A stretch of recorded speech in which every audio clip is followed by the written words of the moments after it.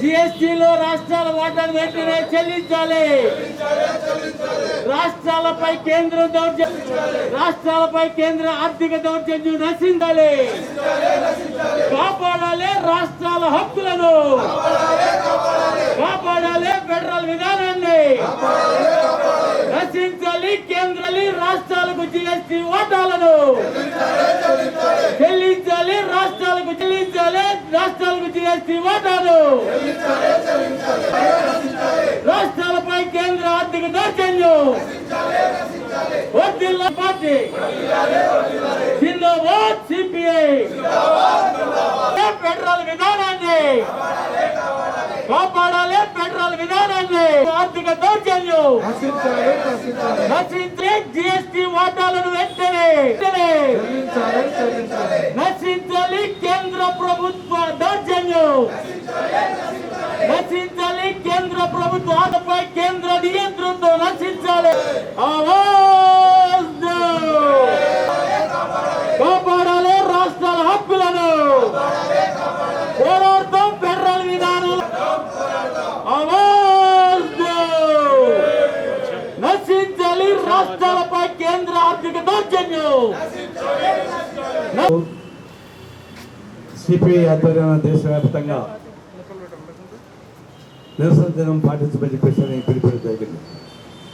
మన ప్రధానమైన డిమాండ్ ఈ కేంద్ర ప్రభుత్వం రాష్ట్రాలపైన ఫెడరల్ స్ఫూర్తిని దెబ్బకొట్టే పద్ధతుల్లో రాష్ట్రాల హక్కులు హరించడం, కోవిడ్ సందర్భంగా ప్రజలను కాపాడడంలో వైఫల్యం చెందడమే కాకుండా కేంద్ర ఆర్థిక మంత్రి నిర్మలా సీతారామన్ జాతిని అందరినీ పట్టుదాన్ని పట్టించి అబద్ధాలతో కూడినటువంటి బడ్జెట్ని ప్రకటించి మోసపూరితమైనటువంటి పద్ధతులు ప్రకటిస్తారు. కాబట్టి నిర్మలా సీతారామన్ రాజీనామా చేయాలని చెప్పేసి డిమాండ్ పైన దేశవ్యాప్తంగా ఆందోళన చేస్తూ ఉన్నాం.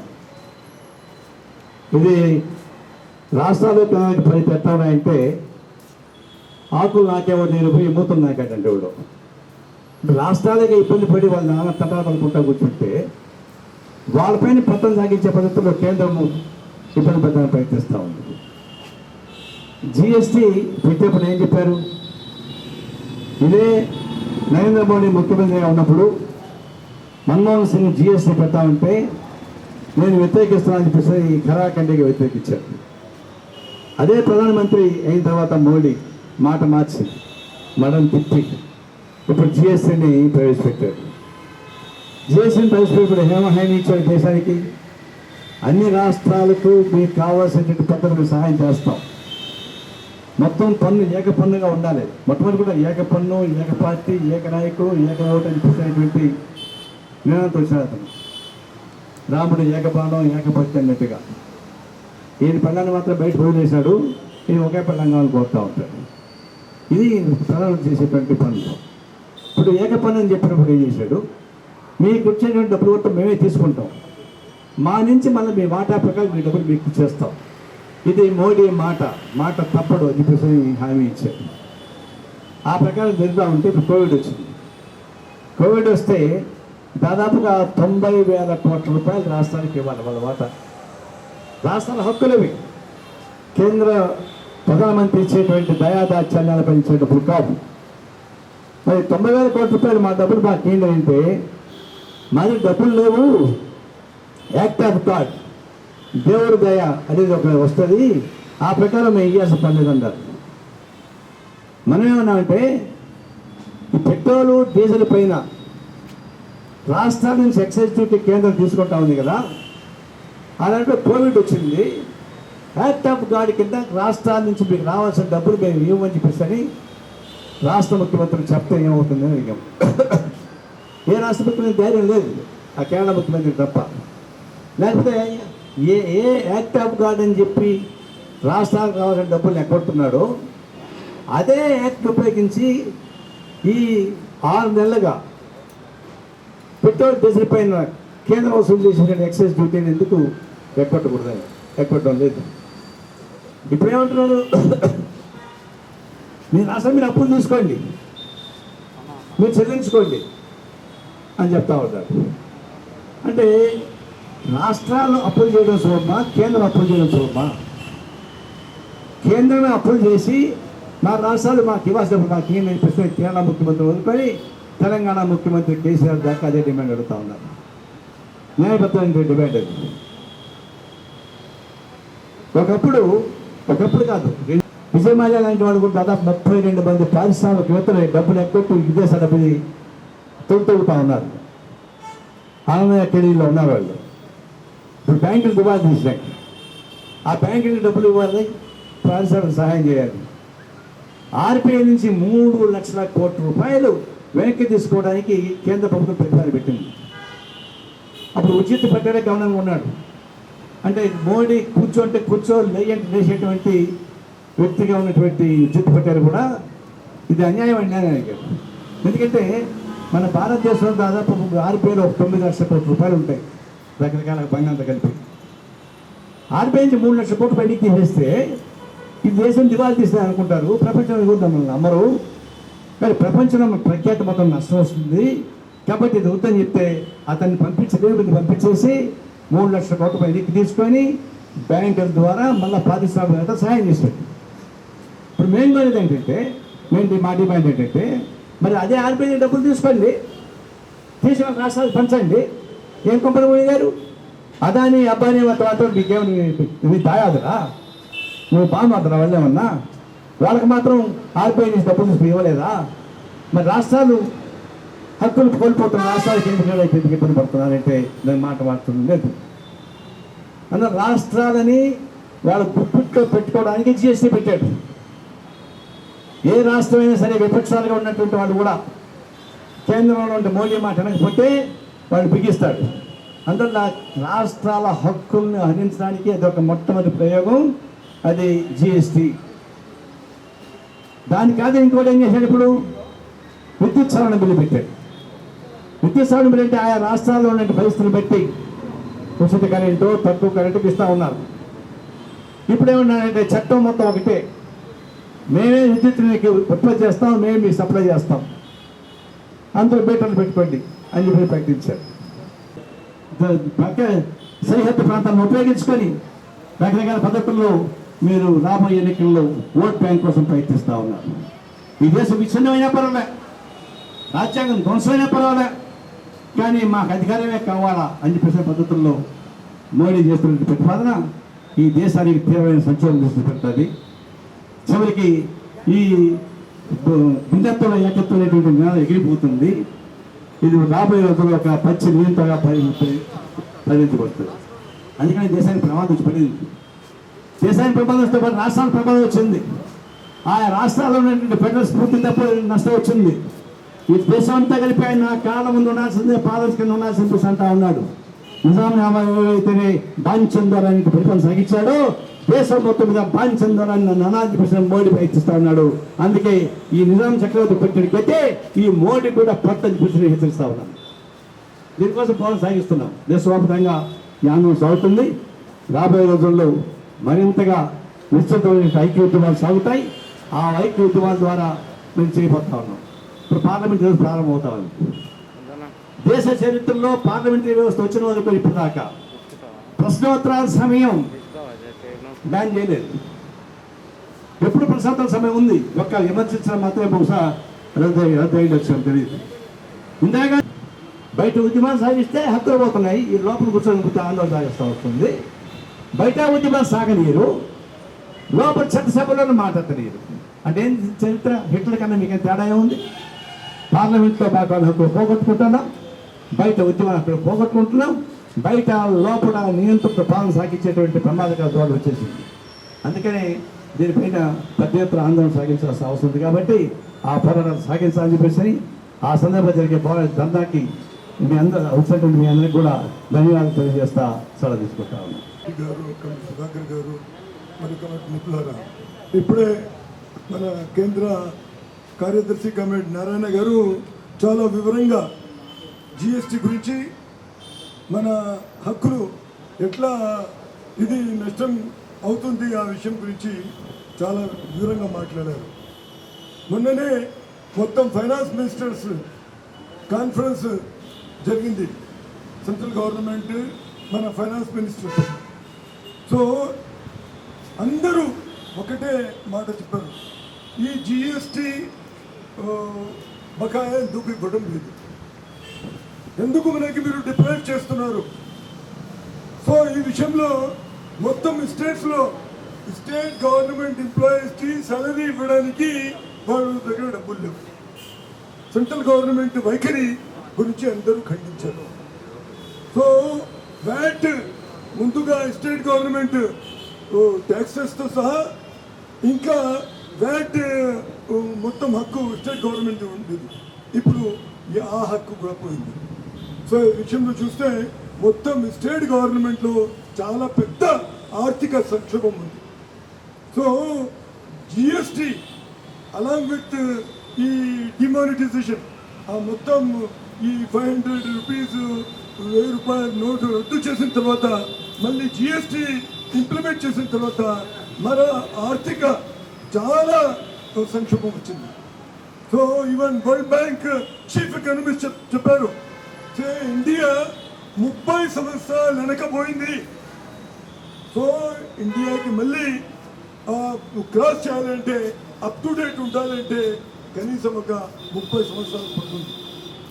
కానీ అదే నరేంద్ర మోదీ చీఫ్ మినిస్టర్ ఉన్నప్పుడు ఈ జిఎస్టీ అవసరం లేదు, జిఎస్టీ అమలు చేయకూడదు అని చెప్పి మళ్ళీ ప్రైమ్ మినిస్టర్ అయిన తర్వాత ఒకటే నేషన్, ఒకటే ఓట్, ఒకటే ఫైనాన్స్ అని చెప్పి ఇది ఆయన ఇంప్లిమెంట్ చేశారు. ఇది చాలా అర్థవంతంగా విషయం ఇది. ఎందుకంటే మొన్న చీఫ్ మినిస్టర్ ఉన్నప్పుడు ఒక మాట, ప్రైమ్ మినిస్టర్ పదవిలో వచ్చిన తర్వాత వేరే మాట మాట్లాడతారా? ఈరోజు ఒక మన డొనాల్డ్ ట్రంప్ ఒక స్టేట్మెంట్ వచ్చింది, ఏంటంటే ఈ కోవిడ్ విషయంలో మన మోదీ గారుకి శభాష్ ఇచ్చారు, భలే పని చేశారు అని. ఎందుకు చెప్పారా? అసలు రహస్యం ఏంటి, ఎందుకు ఆయన శభాషి? 2 విషయాలు తెలియండి. ఈ మాట చెప్పిన తర్వాత ఇండో అమెరికన్స్ ఓట్ సంపాదించాలి. నెంబర్ 2 ఇంకా ముఖ్యమైన విషయం ఏంటంటే అమెరికాలో నవంబర్లో ఎలక్షన్స్ ఉంది. అమెరికా ఇస్ నెంబర్ 1 ఈ కోవిడ్ పేషెంట్స్లో. ఇండియా విత్ ఇన్ 2 వారాల్లో India is going to become number 1. BITS Pilani వాళ్ళు రీసెర్చ్ చేసిన వాళ్ళు చెప్పారు. ఆల్రెడీ సెకండ్, ఇప్పుడు నెంబర్ 1గా 2 వారాల్లో అవుతుంది. అప్పుడు ఈయనకి చాలా రాహత్ ఉంటుంది డొనాల్డ్ ట్రంప్కి. ఏంటంటే అమెరికా ఉంటుంది, చూడండి మేము నెంబర్ 1 కాదు, ఇండియా నెంబర్ 1. అందుకు ఈ నరేంద్ర మోదీకి శబాష్ ఇస్తున్నారు, అరే భలే ట్యాకిల్ చేస్తున్నారు. ట్యాకిల్ అంటే నో ట్యాక్లింగ్. ఈ నో ట్యాక్లింగ్లో ప్రతిరోజు మేము చూస్తున్నాము 70,000 మంది. లాస్ట్ సండే చూస్తే 68,000 one day cases. So cases చూస్తే 2 వారాల లోపల మనము మొత్తం వరల్డ్లో ప్రపంచంలో నెంబర్ 1గా అవుతాం. సో స్టేట్ గవర్నమెంట్ పైన చాలా పెద్ద భారం పెట్టిన తర్వాత అక్కడ చాలా సంక్షోభం ఉంది. సో అందుకొరకు ఈ జిఎస్టీ ఎందుకు లాగు చేశారు? జిఎస్టీతో మనకి ఏమైనా లాభం వచ్చిందా? ఇండియన్స్కి మొత్తము సామాన్య ప్రజలకి ఏం లాభం రాలేదు. ఓన్లీ కార్పొరేట్ హౌజెస్కి కొంతవరకు లాభం ఉంది, ఎక్కువ లాభం వాళ్ళకి ఉంది. సో ఈ విషయంలో మొత్తము స్టేట్ గవర్నమెంట్స్ ఇప్పుడు బీజేపీ రూల్ స్టేట్ పాపం వాళ్ళు చెప్పడానికి లేకుంటే బర్తరఫ్ చేస్తారు. అక్కడ డెమోక్రసీ లేదు, ఏం లేదు, 1 మ్యాన్ రూల్ ఉంది. సో అందుకు వాళ్ళు చెప్పలేదు. సో నాన్ బీజేపీ గవర్నమెంట్ వాళ్ళు చాలా విపరీతంగా ఈ విషయం గురించి వాళ్ళు చెప్పి ఇది బర్ఖాస్తు చేయాలి, లేకుంటే మొత్తం మన వాట మనకి ఇవ్వండి అని చెప్తున్నారు. సో ఈరోజు మనము భారత కమ్యూనిస్ట్ పార్టీ తరఫున ఈ జిఎస్టీ గురించి, జిఎస్టీ ప్లస్ మైనస్ పాయింట్స్ ఏముంది, ఏమైనా ప్లస్ పాయింట్స్ ఉందా? ఏం ప్లస్ పాయింట్స్ ఏం లేదు. ఓన్లీ ఏంటంటే మొత్తము ఈ మన హక్కు తీసుకోవడానికి, ఇంకా మన వాటా తీసుకోవడానికి వాళ్ళు ఇది జారీ చేసి ఈరోజు మొత్తం ఆర్థికంగా అనేక స్టేట్స్కి చాలా ఇబ్బంది వచ్చింది. సో మేము గవర్నమెంట్కి చెప్పేది, సెంట్రల్ గవర్నమెంట్కి చెప్పేది ఏంటంటే ఈ జిఎస్టీ మీరు ఇది విత్డ్రా చేసి స్టేట్కి ఏం హక్కు ఉంది హక్కు మీరు వాపస్ చేయండి అని మేము చెప్పడం జరుగుతుంది. సో ఈ విషయంలో అందరూ ఈ విషయం పైన కొద్దిగా పబ్లిక్ కాన్షియస్నెస్ ఎక్కువ అయితే రేపు ఈ గవర్నమెంట్ కూడా దిగి వచ్చి ఈ జిఎస్టీ ఎందుకు అనవసరంగా మేము ఇంప్లిమెంట్ చేసామని వాళ్ళు ఈ నిర్ణయానికి కూడా రావచ్చుమని మేము అనుకుంటున్నాం. Thank you. పార్టీ జాతీయ నాయకులు అన్ని విషయాలు చెప్పారు. ఈ రోజున దేశవ్యాప్తంగా భారత కమ్యూనిస్టు పార్టీ కేంద్ర ప్రభుత్వం రాష్ట్రాల మీద ఆర్థికంగా రాజకీయంగా చేస్తున్నటువంటి దాడులకు వ్యతిరేకంగా రాజ్యాంగ స్ఫూర్తితో ఫెడరల్ విధానం ఏదైతే ఉందో దాన్ని ధ్వంసం చేస్తూ రాష్ట్రాలని సామంత రాజులుగా చేసుకోవడానికి చేస్తున్నటువంటి రాజకీయ కుట్రని భగ్నం చేయడానికి ఎదిరించే రాష్ట్ర ప్రభుత్వం ఉంటే వెన్ను దన్నుగా మేము ఉంటామని చెప్పడానికి ఈ రోజున దేశవ్యాప్తంగా ఆందోళనలు జరుగుతున్నాయి. దాంతో పాటుగా ఈ రోజున ఢిల్లీలో పార్లమెంట్ జరుగుతుంది. ఏం ఆధారంగా జరుగుతుంది? రాజ్యాంగం ఆధారంగా పార్లమెంట్ నడుపుతున్నటువంటి అధికార పార్టీ బీజేపీకి కూడా హెచ్చరిక చేస్తున్నాం. ఈ దేశంలో రాజ్యాంగం ప్రకారం రాజకీయం నడకపోతే, పరిపాలన నడపకపోతే దేనికైనా మేము సిద్ధపడతాం. ఈ వారం తెలంగాణ రైతాంగ పోరాట వారం జరుపుతున్నాం. దానికి వారసులుగా ఉన్నాం. మేము దేనికైనా ప్రజల కోసం, ప్రజాస్వామ్యం కోసం, దేశం కోసం కంకణ పద్ధతులు ఉంటామని చెప్పడానికి ఈ రోజు ఈ ధర్నాలు జరగడం అనేది చెప్తా ఉన్నాం. ఈ కేంద్రంలో మోడీ గారు వచ్చినప్పటి నుంచి కూడా చెప్పింది ఎప్పుడు చేయలేదు. ఆయన చేసేది ప్రతిదీ కూడా కార్పొరేట్ సెక్టర్ కి అనుకూలంగా లాభం జరగడానికి చేస్తున్నటువంటి పని. అది మేము చెప్తుంటే ఈ కమ్యూనిస్టులు అట్లాగా చెప్తారు అని చెప్తే ప్రచారం చేస్తారు. కానీ ఒక్క విషయం, నిన్న మొన్న పత్రికల్లో అట్లాగే సోషల్ మీడియాలో ఒక వార్త ప్రచారం జరిగింది. బీజేపీ అని బలిసి రావు పచ్చగా ఉన్నటువంటి భారతదేశాన్ని తింటూ ఉంటుంది. దానికి వచ్చినటువంటి పాలు కార్పొరేట్ సెక్టర్లన్నీ కూడా పిండుకుంటా ఉంటాయి. పేదవారికైతే ప్రజలకి అంటే ఈ దేశంలో ఆవు పేరు మీద రాజ్యం చేస్తూ దేశాన్ని ధ్వంసం చేస్తూ దాని ఫలితాలన్నీ కూడా కార్పొరేట్ సెక్టర్ కి ఇస్తూ మిగిలినటువంటి పనికిరాని పేదని ప్రజలకు ఇస్తున్నట్టు దాని అర్థం. ఎవరేసారిది? భారతదేశీయులు కాదు, ఇంకా పాకిస్తాన్ వాడు కాదు. ఈయన అమితంగా ప్రేమించేటటువంటి అమెరికాలో ఉన్నటువంటి ఒక ప్రముఖ కార్టూనిస్ట్ చేసినటువంటిది. ఆయన ఏమైనా అంటారా?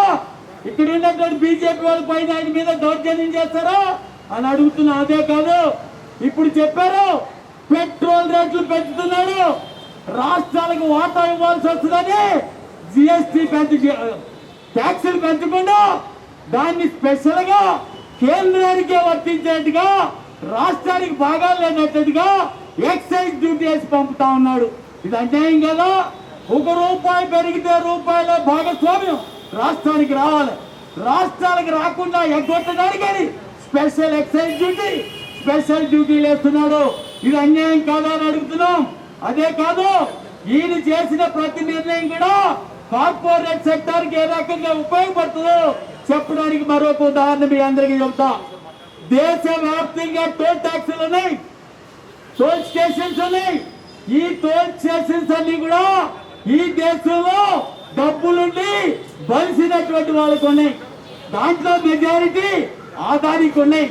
దానికి ఏం చెప్పాడు? ఫాస్ట్ దేశవ్యాప్తంగా దాని మీద నువ్వు తప్పనిసరిగా నువ్వు ఒక ట్యాక్స్ ఫ్రీ అదేంటి ఫాస్ట్ ట్యాగ్ తీసుకోవాలన్నారు. ఫాస్ట్ ట్యాగ్ తీసుకుంటే డిపాజిట్, అట్లాగే నువ్వు వాడుకోవడానికి మరో డిపాజిట్. సరే వాడుకునేది వాడుకుంటాం, అయిపోయిన తర్వాత మళ్ళీ రీఛార్జ్ చేస్తాం. కానీ డిపాజిట్ చేసినటువంటి డబ్బులు ఏవైతే ఉన్నాయో ఆ డబ్బులు ఎవరికి చెందుతాయని అడుగుతున్నాం. ఆ డబ్బులన్నీ కూడా కేంద్రానికి రావు, రాష్ట్రానికి రావు. ఎవరైతే టోల్ నడుపుతున్నారో, స్టేషన్స్ నడుపుతున్నారో వాళ్ళకి వెళ్తే ఆ డబ్బులు ఎంత ఉన్నాయో తెలిసినట్టే ఆ డబ్బులు దగ్గర 4 లక్షల కోట్ల రూపాయలు ఉన్నాయి. ఒక్క ఫాస్ట్ ట్రాక్ అని చెప్పి 4 లక్షల కోట్ల రూపాయలు వాహనదారుల దగ్గర నుంచి బలవంతంగా గుంజుకుని కార్పొరేట్ సెక్టార్కి ఇచ్చారు. ఈ రకంగా ఏ పథకం చూసినప్పుడు కూడా, ఏ కార్యక్రమం చూసినప్పుడు కూడా కొత్తగా ఒకటి మొదలు పెట్టాడు. అందరికీ బీమా యోజన వేస్తున్నా, ప్రధానమంత్రి బీమా యోజన. మేము అడుగుతున్నాం, నువ్వు బీమా యోజన పెడుతున్నావు, మంచిదేనా పెట్టు, ఎవరికి ఎంత రూపాయి బెనిఫిట్ అయినా లాభమేనంటున్నావు. ఎవరికి ఇస్తున్నావు బీమా? మన దేశంలో ఇన్సూరెన్స్ కంపెనీలు ఉన్నాయి, భారతదేశంలో ప్రభుత్వ రంగ సంస్థలుగా ఉన్నాయి. వాటికి ఇస్తున్నావు? ఇవ్వట్లేదు. ఎవరికి ఇస్తున్నావు? అద్వానికి ఆదానీలకు ఇవ్వటం అనేది జరుగుతూ ఉంది. ఇది న్యాయమా? డబ్బులు ఎవరై? నువ్వు కట్టే డబ్బులు ప్రజలై, ప్రజల దగ్గర ట్యాక్సీలు తీసుకుని నువ్వేమో ఇన్సూరెన్స్ పేరు మీద లక్షలాది కోట్ల రూపాయలు తీసుకెళ్లి కార్పొరేట్ సెక్టర్కి ఇస్తున్నావు. ఖబర్దార్ మోడీ, ప్రజలు తెలుసుకుంటున్నారు.